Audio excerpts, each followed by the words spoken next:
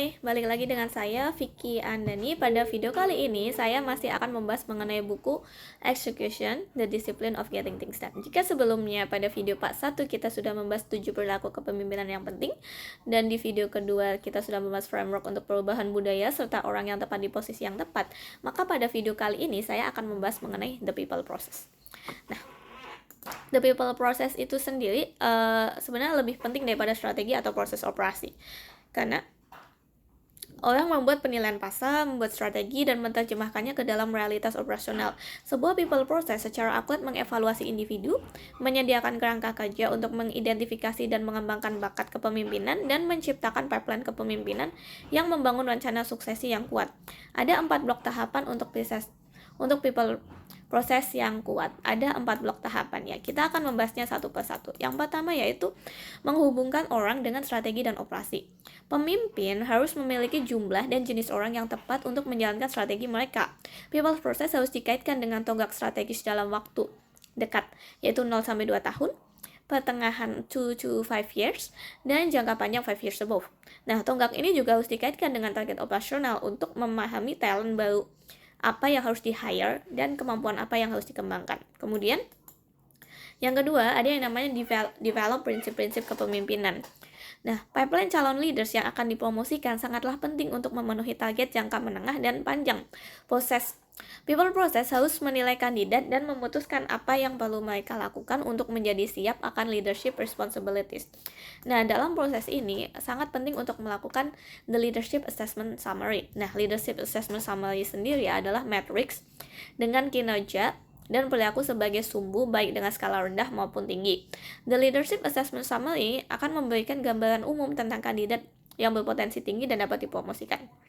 Demikian pula, ini menunjukkan mereka yang memiliki standar kinerja tetapi membutuhkan pembinaan tentang perilaku dan sebaliknya. Analisis risiko retensi mengevaluasi potensi mobilitas seseorang dan risiko yang dihadapi jika mereka pergi. Jika seorang kandidat memiliki mobilitas tinggi dan kritis terhadap masa depan bisnis, organisasi akan mengambil tindakan seperti pengakuan dan rewards untuk mempertahankannya. Succession Depth Analysis mengevaluasi apakah perusahaan memiliki talent pipeline untuk mengisi posisi penting.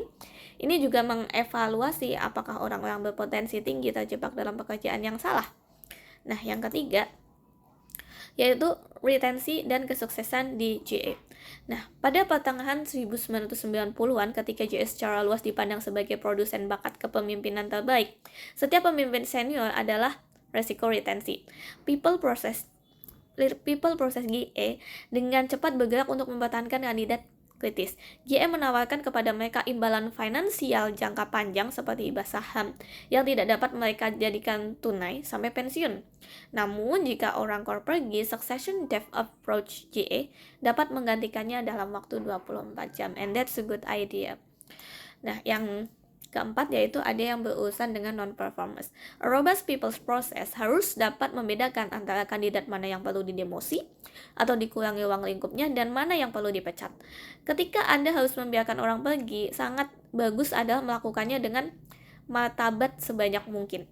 Ini memperkuat sifat positif dari budaya kinerja. Terakhir, tautkan HR ke hasil bisnis. Terlepas dari keterampilan orang, perwakilan HR yang bertanggung jawab harus menjadi pemimpin bisnis dengan sudut pandang tentang bagaimana people process dapat membantu mencapai tujuan bisnis atau rencana strategis.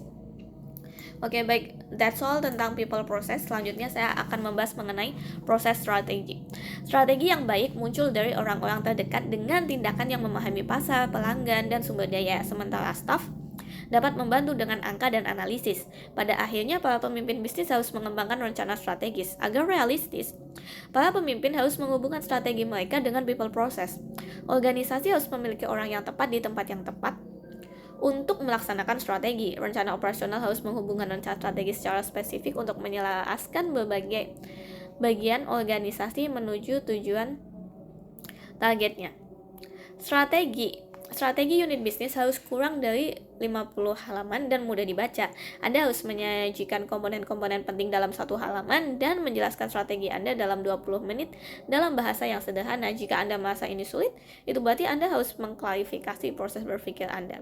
Nah, ada yang namanya penilaian lingkungan eksternal. Rencana strategis harus secara eksplisit menyatakan asumsi yang dibuatnya tentang konteks sosial, politik, dan makroekonomi. Ahli strategi yang sukses dapat melihat pola perubahan dan menghubungkannya dengan landscape dan bisnis mereka jauh sebelum orang lain. Dan kemudian ada yang namanya memahami pelanggan dan pasar. Terkadang organisasi dapat kehilangan kesadaran akan kebutuhan konsumen dan pola pembelian karena fokus yang berlebihan pada produksi dan penjualan produk mereka. Nah, kurang lebihnya seperti itu mengenai proses strategi. Untuk selanjutnya mungkin di video ini sudah terlalu panjang, jadi saya akan membahas pada video selanjutnya, yaitu mengenai jalan menuju profitabilitas dan hambatan untuk pertumbuhan. Oke, jadi untuk summary dari buku Execution, The Discipline of Getting Things Done pada video kali ini cukup sampai di sini saja.